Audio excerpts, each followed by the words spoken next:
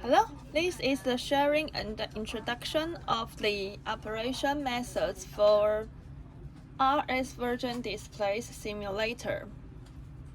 Okay, here when you receive the simulator box, there you will find a construction, the wiring diagram for the testing modules.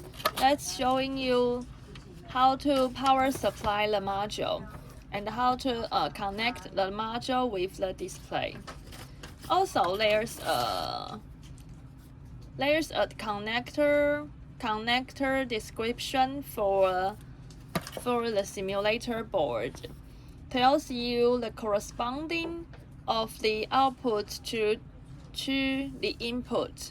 This is for the output lift signal and corresponding to the I/O decoding board's input connector. So you can check the data before real operating. Okay, right now I'm going to show you the real condition of the simulator and the I/O board, I/O decoding board, then the transmission to RS version displays. Here because when you ordered the RS version displays, normally the project is compatible with the I/O decoding board to use the RS version displays on real project. So when we test the displays program, it's better that we compatible with a I/O decoding board to do the testing together, so we can simulate the real condition on real site, on real buildings environment.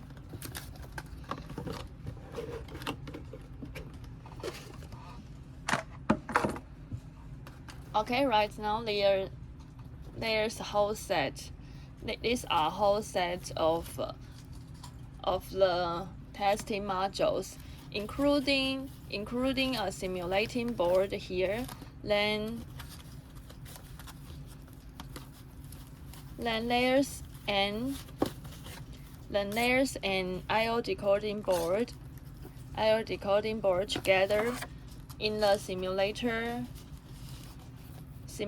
box, inside the simulator box together. So you will find these two modules be contained in the white box together.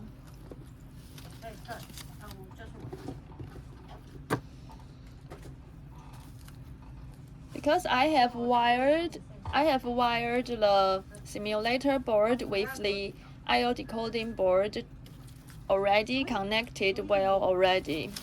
So you can use the module directly to connect with the display. Okay, right now I have attached a stereo phone, this stereo phone, inside the box that you can put the modules on the top of stereo phone.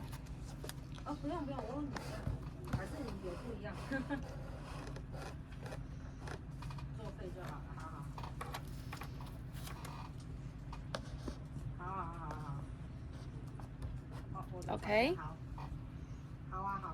Okay, here, this is the simulator board, and this board can send the lift signal on binary code for floor digit, then the single code for the direction arrows and emergency messages, and the floor code and other signals transmission from these two parallel cables to the I/O decoding board here. The I/O decoding board receiving parallel code from here then transferred to RS485 code, then sent to the display on the RS485 code type. Okay, so when we do the wiring, we have to connect the display. We have to connect the display with this RS485 signal connector. And this connector here, I also wired the power supply, the red and the black wire for the power supply. So the display, here I prepared a 5.6 inches RS version display. The display shares the same power supply with the I/O decoding board. This wiring construction is only for testing purpose. It's only for testing purpose for the efficiently construction when we do the testing. But in the real condition, let we suggest the display can be power supplied standalone. Power supplied each display standalone in real project in real condition is available to make sure the display receives the stable power supply. Okay, but right now, because we are only doing a compliance testing, we only want to check the display program content. So we use the same power supply with the I/O decoding board because we can easily plug in the cable. The cable that I have designed for this testing, because we can screw total 4 cables inside the I/O decoding board and with these 2 Euro connectors.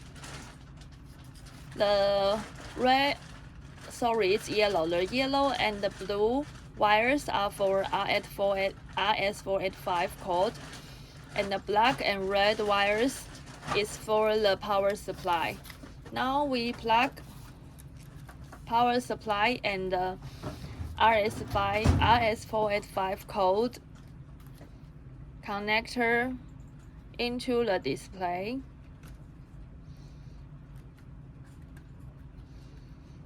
Okay, then it's ready.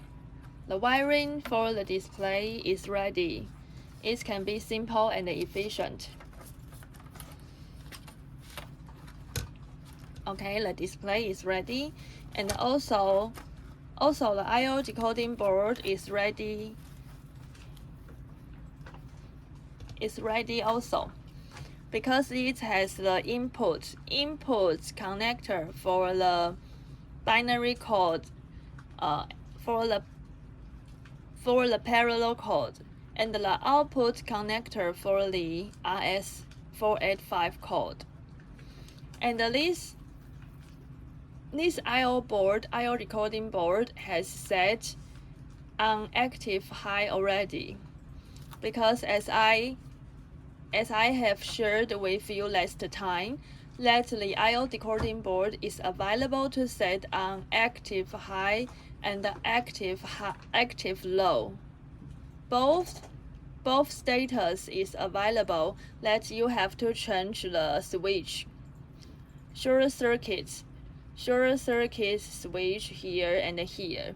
So right now I have already put the short circuits on the HTG side, which is active high status. Then it means if the I/O decoding board can only receiving signal on active high, then it means the simulator here, the simulator has to be set on active high also. Yes, so it's yes. The simulator is already set on the active high status. So right now the two modules responsible for the floor signal, the two modules responsible for the lift signal has been set on active high, so it's compatible. So that means if you want to change the status to active low, you have to make changes. You have to make changes on both modules. Okay, you can't make one change on this on active low, this on active high is not available. Okay, right now, when we done all the wiring, that we can power on the module. Because the simulator needs to power it on standalone, so we have to plug on power for two modules. We have to power on this one, and then power on the I/O decoding board also. So because of this reason, I have prepared two power supply plugs for this set. This one can forward the I/O decoding board, and this one can forward the simulator board. Each module needs to be powered on standalone. Okay. And right now, suppose you are powered on, you have to soldering or screwing or using your way to connect the red wires to 24 volt DC 24 voltage and the ground to power supply. Then when you done the connecting, you can plug in using this plug to plug in the I/O decoding board and the simulator board. Okay, right now, as I am going to do right now, because my power supply cables has been screwed in my power adapter already, so it's easily that I can power it on the module directly. Here I have two. Can you see it? I have two plugs. One is for the I/O decoding board.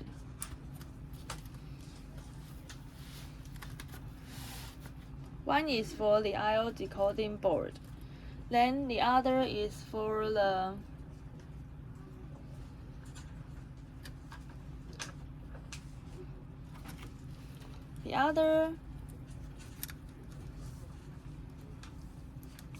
is for the simulator board.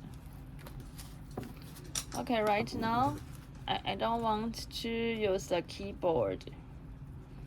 I took off the keyboard.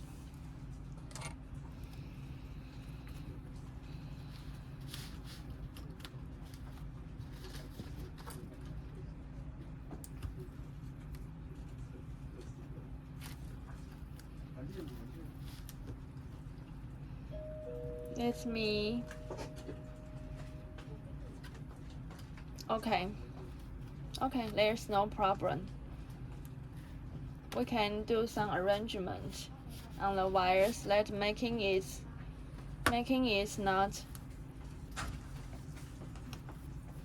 not influencing to each other, making the wires all good. I shooting you the wires total. It will be like this way. Okay.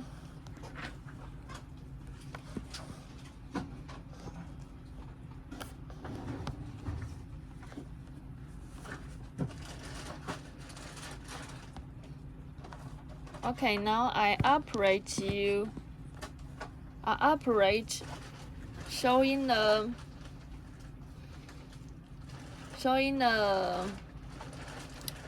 testing steps. When we test the RS version display with I/O decoding board, there's two main points that we need to do. Before we send the signal, we have to make sure the dip switch on the I/O decoding board is the right condition. That's it needs to be. Because the I/O decoding board, when we design this I/O decoding board, it's okay to see. When we design the I/O decoding board, this module is not only made for the binary code, made for receiving binary code.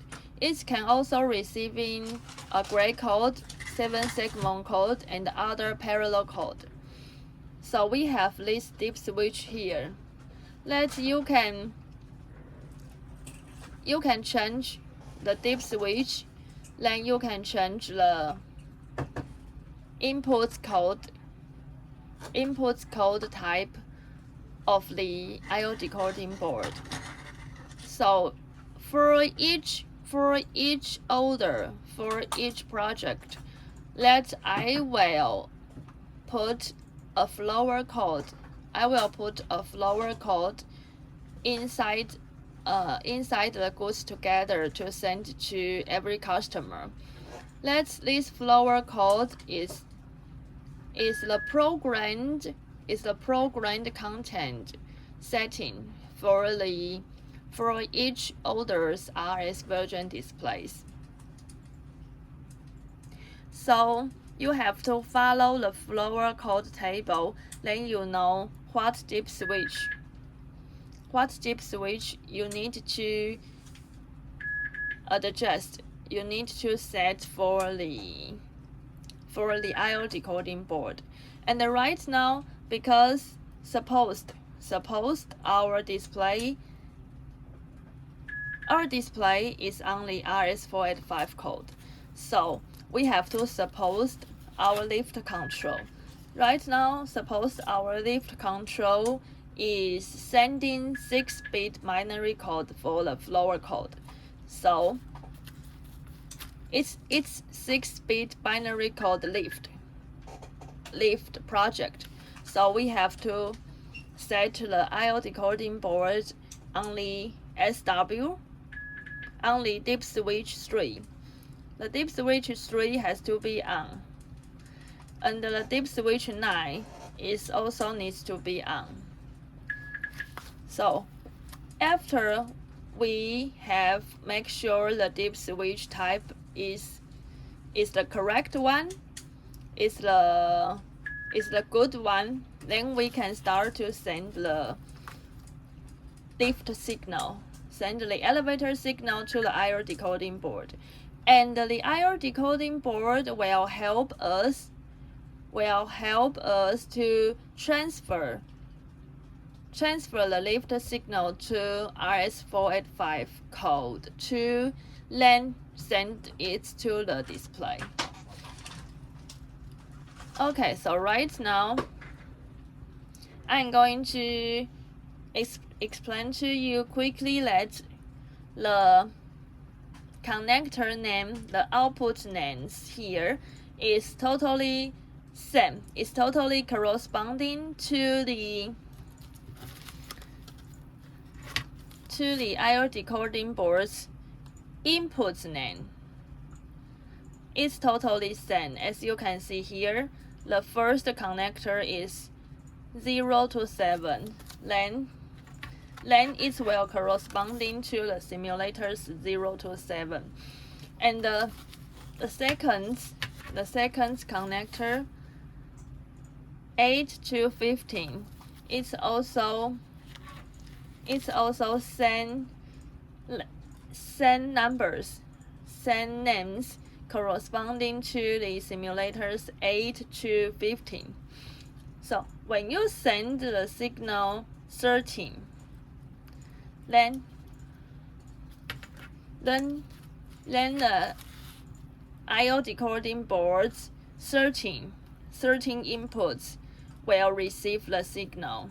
Then it's transferred to IS485 to display. So display show arrow up because 13 is for the arrow up.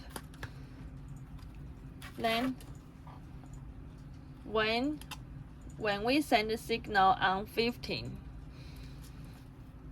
the I/O decoding board 15 receives the signal. Then the display's arrow can have the moving effect. So it's very friendly because the two of them, the connectors, is capable of the same input and output names. They share the same letters, so it's easy for a customer, for a user to operate. Now, suppose I want to send flower code. I send a hex code 1. Then I/O decoding board receive hex code 1. Then transfer to RS485 code to send to display. So display shows basement for flower. Okay, I think that's all. Basically,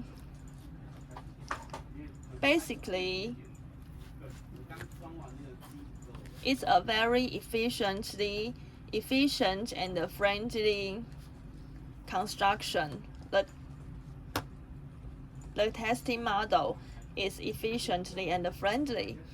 Once you done the wiring construction, then you can do the test easily and on a very quick way that you can test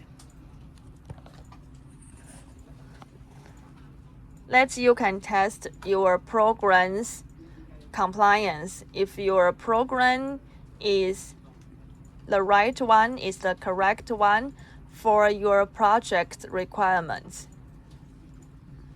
Then, when you receive the simulator box, all these wires, the parallel code cables, and the RS485 code cable has been already contained in the box with the module. The only thing you need to do is you have to